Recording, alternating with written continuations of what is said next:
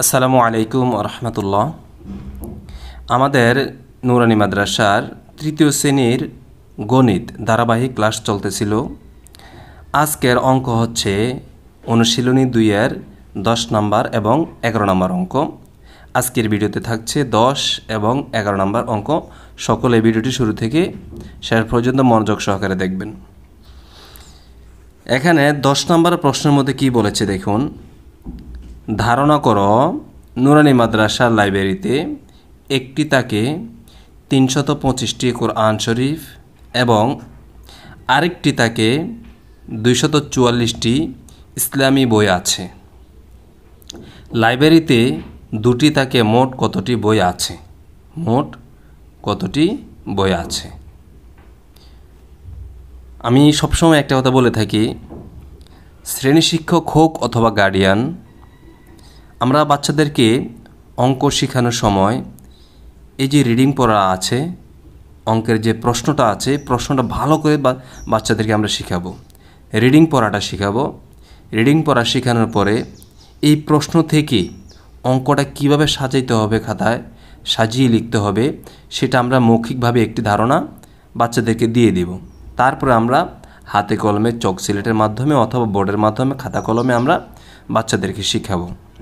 তো এখানে দেখুন 10 নং প্রশ্নের উত্তর সমাধান আমি এখানে লিখে দিয়েছি। 10 নং প্রশ্নের উত্তর, একটি তাকে কোরআন শরীফ আছে সমান সমান 325টি, আরেকটি তাকে ইসলামী বই আছে সমান সমান 244টি।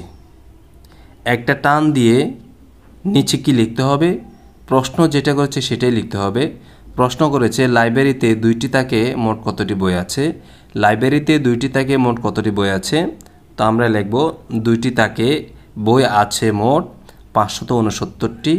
উত্তর 569টি। তো 569 কীভাবে হলো, এটা আমরা যোগ করলে বেরিয়ে আসবে 5 আর 4 হলো 9, 4 আর 2 হলো 6, আর 3 আর 2 হলো 5। এ হলো 569টি। অর্থাৎ দুইটি তাকের ভিতরে সর্বমোট বই আছে 569টি। তারপরে হচ্ছে আমাদের 11 নম্বর প্রশ্ন। 11 নম্বর প্রশ্ন কি করেছে এখানে দেখুন। 11 নম্বর প্রশ্ন হলো, পবিত্র হজ উপলক্ষে বাংলাদেশ বিমানে প্রথম ফ্লাইটে 214 জন হজযাত্রী ও দ্বিতীয় ফ্লাইটে 210 জন হজযাত্রী মক্কায় গেলে দুই ফ্লাইটে মোট কতজন হজযাত্রী মক্কা মোকাররমায় যেতে পারবেন? মক্কা মোকাররমায় যেতে পারবেন। এখন আমাদের এই অঙ্কটা সমাধান কি? এখানে দেখুন বিশাল বড় একটি অঙ্ক, যদিও লেখা অনেক, তো আমরা সেটাকে ছোট করে সাজিয়ে গুছিয়ে লেখার চেষ্টা করব। আপনার দক্ষতা যোগ্যতা তখনই প্রকাশ পাবে যখন বিশাল বড় একটি অঙ্ককে ছোট করে এমনভাবে সাজিয়ে লিখতে হবে যাতে করে আপনার যিনি পরীক্ষার খাতা দেখবেন তিনি কোনো মতেই আপনার নাম্বার জন্য না কাটতে পারে। অঙ্ক হবে ছোট, সাজানো হবে সুন্দর। এখানে দেখুন 11 নম্বর প্রশ্ন কি বলেছে। প্রথম ফ্লাইটে হজযাত্রী যেতে পারবেন সমান সমান 214 জন। দ্বিতীয় ফ্লাইটে হজযাত্রী যেতে পারবেন সমান সমান 210 জন।